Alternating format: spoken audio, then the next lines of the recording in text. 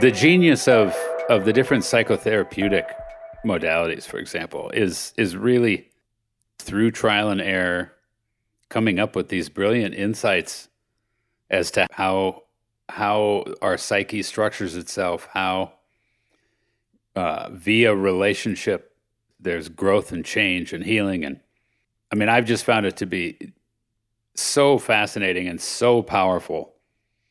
And I just think it's tragic that no therapists that I know have much of a sense of it.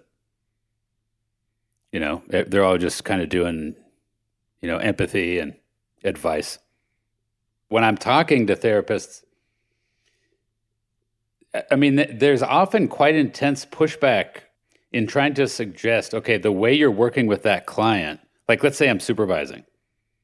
So someone's presenting a case and then I'm, getting a sense of it. And then when I'm providing feedback that, okay, it makes sense that you might do this or say this, but it's sounding like the client might have a deeper structural issue that isn't going to respond to what you're doing.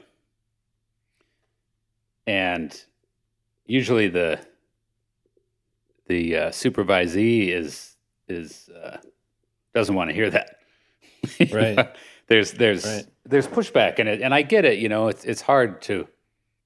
It requires a certain amount of objectivity and an ability to. It's like you're bringing your own person, your own self, your own emotions and thoughts as a vehicle to do this clinical work. And so it's extremely profound in its ability to affect the therapist. Mm-hmm. And then, for the therapist to be told you're doing it wrong. I mean, it's difficult. I think it's similar to, I mean, everything's like this to a degree, but, an actor can really try to open up or dive deep or be vulnerable or give it their best, and then to have the director be like, no, I'm sure that can be rough, Yeah. You wouldn't know though. I mean, I haven't acted. No, but I'm not talking about acting. I'm talking about if you've been supervised, or I mean, you've had that reaction. To being told that you don't hold the crystal tight enough, Yeah. But there's and I think it's we all have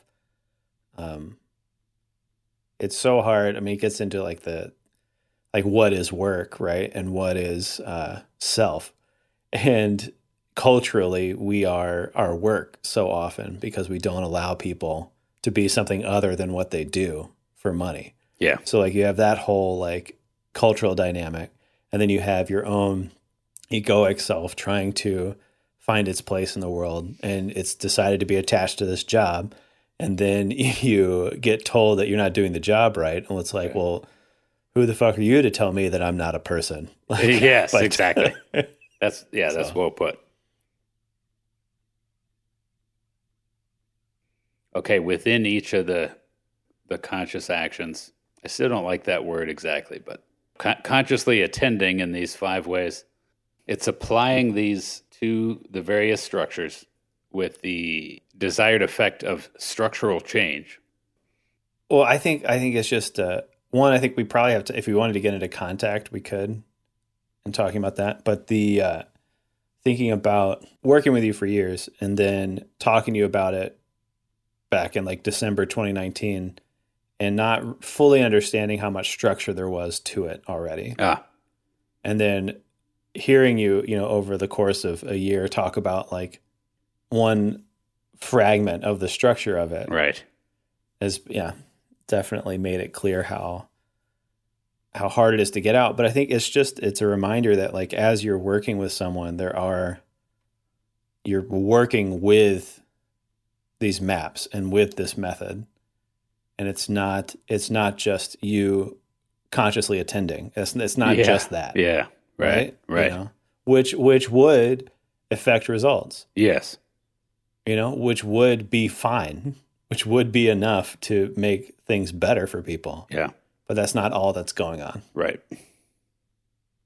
Doing this full time for 25 plus years, it's this 25-year research project, where I've tried with a particular client. I've done it a certain way for a long time, and then finally see it better or learn something, whatever. And it's like, oh, I need to come in.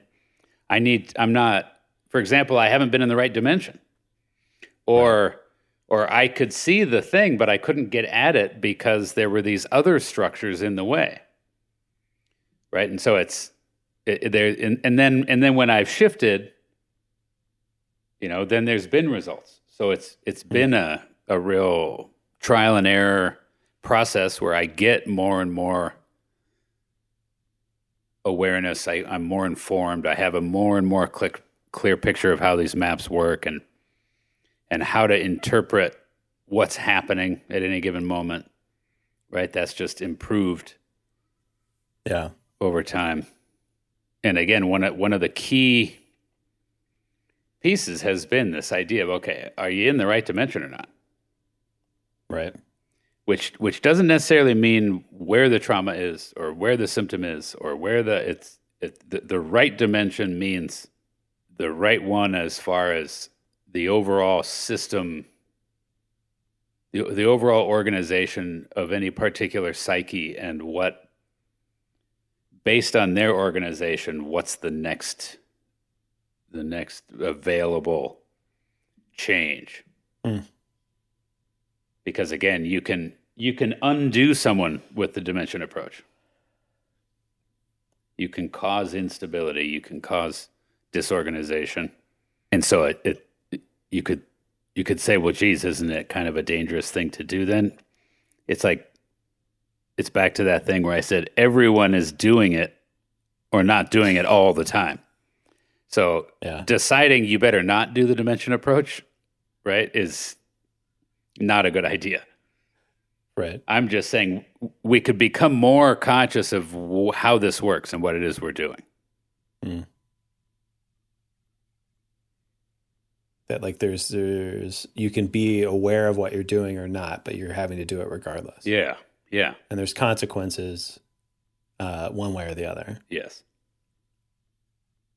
Yeah, and just we've always talked about like things being conscious or unconscious, that we are conscious attention to the structures we live by because we're living by them regardless. Yeah, well put. Right. So you don't get a choice in it. You don't start out with a choice in it. Yeah. Yeah, we just find ourselves in this predicament. Right. At about age, 9 or 10. We start, and then over the I just next... love that Talking Heads song. Exactly. Yeah. And you may find yourself. Yeah. So contact. I'm feeling a desire. Not that everyone who looks at the website is going to have listened to this episode of the podcast, but as you know, I just one night I went into a bit of a flow state and just quickly wrote out these different paragraphs about these things, and then just decided I'm just gonna hit publish and throw it up there and see what see how people react to that. So it's somewhat in the poetic, meaning I'm aware that the grammar is not correct, and I'm aware that it might be frustrating to the analytical mind, and it sounds pretty foofy and fruitcakey. But so far I'm leaving it up there. And I don't know let me get your, like, for example, when you read the contact one. So again, to mention to listeners, we're talking about the website and what is on the methodology page. We're down at the bottom of the page where it says contact. By the time you listen to this podcast, I'll have changed it, and it won't. And make one of us out to sound like a liar. I mean, it feels like the concept of namaste Right. and the acknowledging the God and other that you know is in self, and Good point. Yeah. it reminds me of Adler too, or Adlerian psychology. Just the idea of comrades or camaraderie, Hmm. the base assumption that people aren't out to get you. Hmm. That's one level of it. That's not quite namaste, but the idea that you say, we contact when we reveal ourselves to each other, when we see that the other is in no way a threat to who or what we are, rather a dear companion who is along for the ride with no idea of where it is going. I think all through all of these different means of consciously attending, that acceptance is like the steel girders of each one. That there is an acceptance of self and of other that is a prerequisite, a requisite. It is, if any ways in which we are not accepting of ourselves, it'll be very hard to be accepting of others. Yeah. Any ways we can't accept others as a reflection of how we feel about ourselves. And that this acceptance through contact is an acknowledgement of whatever state that is in, too. So that contact doesn't mean that it's not a transcendence, but it's a meeting wherever you are, and knowing that whatever the relative states of acceptance are as they are, and accepting that. I think that's like a switch for me. Just in talking to you about this, that there was an unconscious intention to fix as a means of acceptance, so that allowing whatever the current state is acceptance. Right. And I know that that's like been expressed by millions of people for thousands of years, but to me it actually felt true for a day, and that was kind of neat. So so I mean, that's kind of what I read in all these. And I think with contact, I would like to hear you kind of explain what it looks like. So we've been talking about mirroring, and it's like mirroring's like a light at the end of the tunnel. Contact feels like a celebration of the light between two people, but I don't know. I'd be curious how you experience it and how it's employed in practice. Yeah, good question. And to just speak a little bit to what you were just saying, because I totally agree about the acceptance thing. And if you look at it in the reverse, unconsciousness is the result of non-acceptance, right? That the fall, evil, darkness, separation, ignorance. That's a good point. All those things are the result of saying no, right? On a conscious level, right? Or saying no, pulling consciousness out of whatever the thing is. And so it's this very tricky thing. It's not, it's more paradoxical or translogical. The ego mind here's acceptance, and it's like, when it's some terrible, painful, threatening thing, and then someone tells you to, try acceptance, you want to tell him to go fuck himself. And because the ego mind, it's like, no, it's not okay. I don't like it. I don't want it.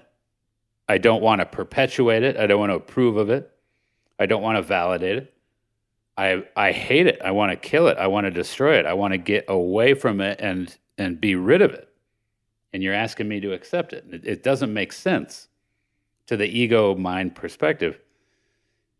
But the very thing itself is the result of non-acceptance. So the cart's put before the horse.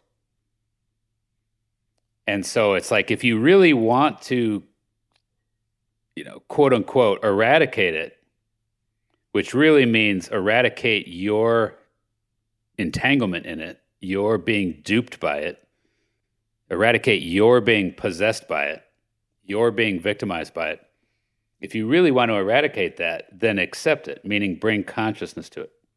It's a different type of acceptance than what we usually think of acceptance. And it's a lesson you have to keep relearning with each new thing. Like right, it's not, right. Yeah. And the acceptance doesn't bring immediate relief or something. It's like when it gets to the point of contact, there's much less of a need. It's almost like the contact part's just fun.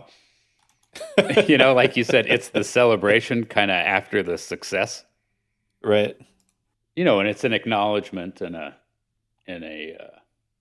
reunion, and the contact,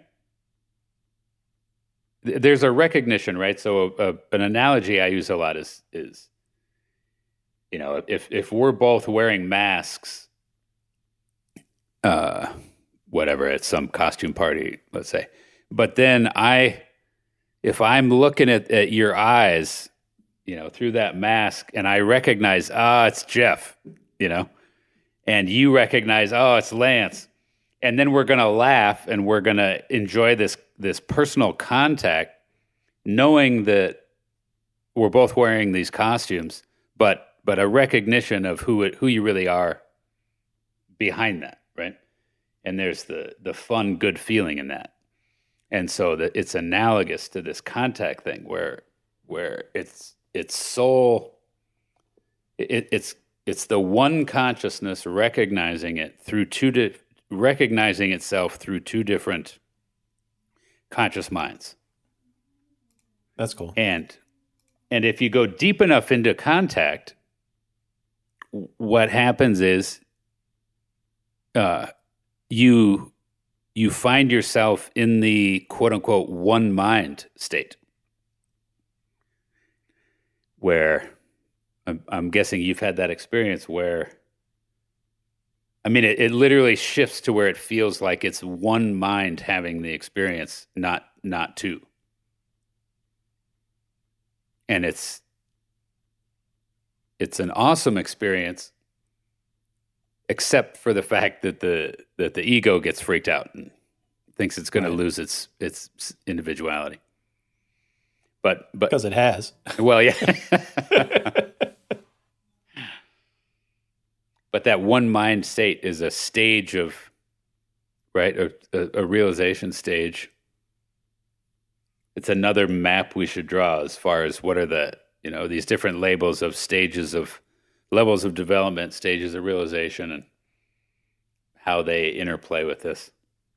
When two people get the same joke, for example, and they look at each other and they both laugh, there's conscious contact happening. Right?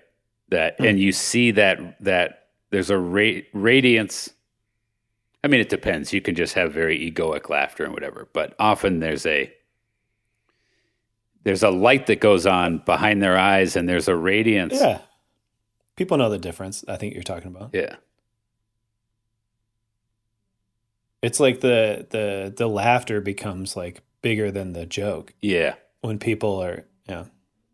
Yeah, I think that's a good way to put it. And at a certain point you recognize consciousness is bigger than whatever the experience. That one mind state you're talking about is definitely a wormhole. That there's the experience of it, and then to think about what that experience means is like just shoot you into space. Yeah. Which I think is what the laughing Buddha, as far as the idea of humor, right? The laughing Buddha, my sense is having that, is going through that wormhole, Right. It's just the idea of it. That's pretty powerful. I hadn't thought about that. Just the talk about like the imaginal idea of the laughing Buddha. That picturing that is like a gateway to that experience. Yeah. That's pretty wild. Kudos to the laughing Buddha. Transcending time and space.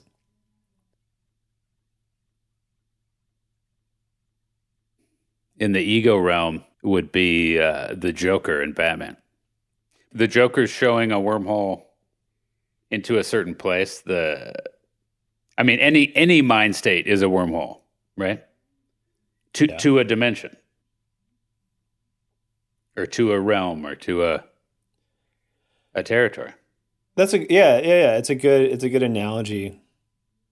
Yeah, I appreciate what you're saying, that it's up or down, that like the dimension aspect of what you're talking about is you can be sucked into any dimension, that you can be brought down or brought up, and then you like show up there, and then it can be overwhelming, it can be fun, it can be scary, it can be anything, but it's I think that's a really interesting, just new context for that phrase, that if something feels all encompassing, if something feels like it's become self, like how did you get there? Yeah. What was the route you took to get to this spot, this dimension in yourself? Again, another thing to flesh out within each chakra, for example, and it's true of any dimension, but let's just say each chakra, or no, let's just say each dimension. Generally speaking, there's this process of the journey through that dimension. And whether you want to talk about the cave analogy with the dragon and the innocent and the treasure, or whether you want to talk about the idea of being in the belly of the whale, or the death rebirth experience. These are all phases of my experience, is that those phases apply to every dimension. It builds on itself, but you can find yourself in any wormhole going into, if a wormhole is like an entrance to a cave, you can find yourself in a cave, and then, as you know, like the computer analogy, it's like if you maximize that window, then you have this certain kind of experience of either total terror or total bliss while you're in that dimension.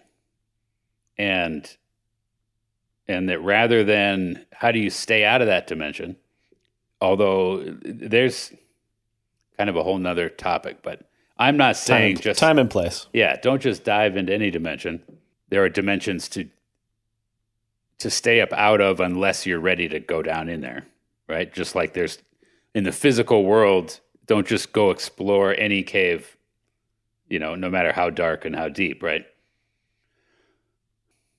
But to the extent that you find yourself in a dimension,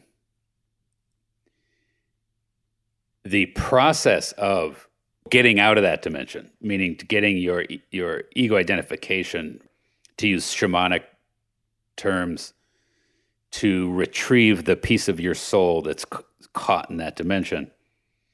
The process, there are well-worn processes for that. And mythology and shamanic traditions and alchemy are various methodologies on how it is that you complete that process. Even just the popular little phrase these days of the only way out is through. Right. But it's like, okay, what does through mean? Right. That sounds like a simple suck it up. Simple thing. It's not. Yeah. But through in general is going to mean witnessing, holding, containment, mirroring, contact. Yeah. It's almost like contact's like a validation for the work. Yes. In a way. Yeah. That there's that because, like you just said, that each of these dimensions requires this journey. Each of these dimensions requires these different aspects of development depending on the relative stage. That you're going to go through this process over and over and over right. and over. and that contact is like it's like it's why there's an after party after a race. Like everybody just went and did this thing, and it's like, yeah, we did it. It's And then Disneyland. next year you do the same race, but yeah, But more than that, yeah. I don't mean to minimize it. the It's a valuable part of it. the guru idea or the shaman idea, for example, to me that means, like for myself, when I am being a shaman or being a guru, I am the way I would define that is I am maintaining conscious awareness via my conscious mind and am conscious of the person in the experience they're in. And if they can't find their own consciousness, they can orient to mine, just like a child does to their parent, right? And for the client, for example, to be pretty damn sure that things are not okay, that things are not going to be okay, that they aren't okay, but to look at the shaman or the guru who is sitting in the midst of that darkness, in the midst of that pain, in the midst of that distortion, and is somehow kind of amazingly to the person that's caught in the distortion, is somehow having this conscious, accepting, compassionate, allowing gaze. And that's the magic of it. And we're all doing that in certain situations with certain people, right? If you've made your way through something and now can consciously navigate a certain dimension, you can be a guru or a shaman or a guide or whatever you want to call it for other people going through that dimension. And that's a very powerful thing. Mm-hmm. So the term guru tends to be seems like everyone has a really negative view of guru these days, which I think is largely due to the arrogance of the ego mind rather than a fair critique of the idea of gurus. It's also a result of a bunch of gurus that have been, had bad behavior or whatever. But I think the idea of transmission, the idea of guidance, the idea of being the conscious light for an other in the midst of darkness, that part of guru, that part of shamanism, that part of these kinds of processes is vital, and that's what the dimension approach is talking about. Is just putting in a little more contemporary terms some of the processes that occur when we're, you could say when we're being gurus or when we're being conscious guides, right? When we're doing those ways of consciously attending, we're acting as more than just a personal relating, and it's more than just teaching or analyzing, which is this weird dicey thing, right? Because in that way, obviously, to say I'm a guru these days, you immediately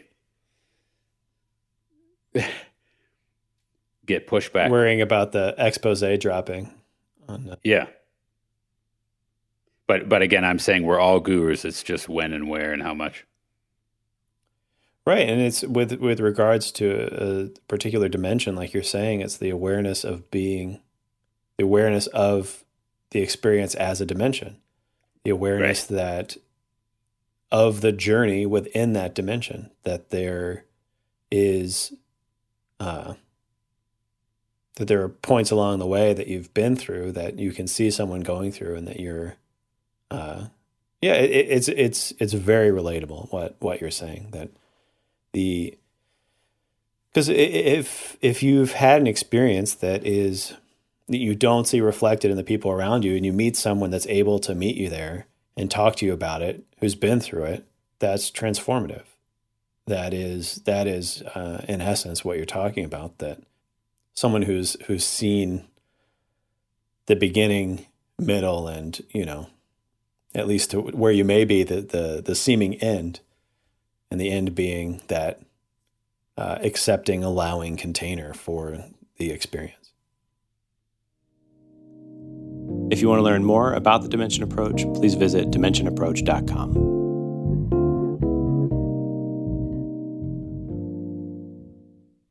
When they ask, who the hell are you? I say, I'm the founder of the Dimension Approach. My name's on the sign. Yeah.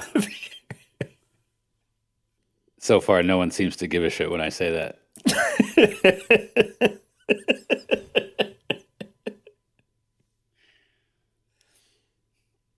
But if we keep going with this podcast. That's awesome, though.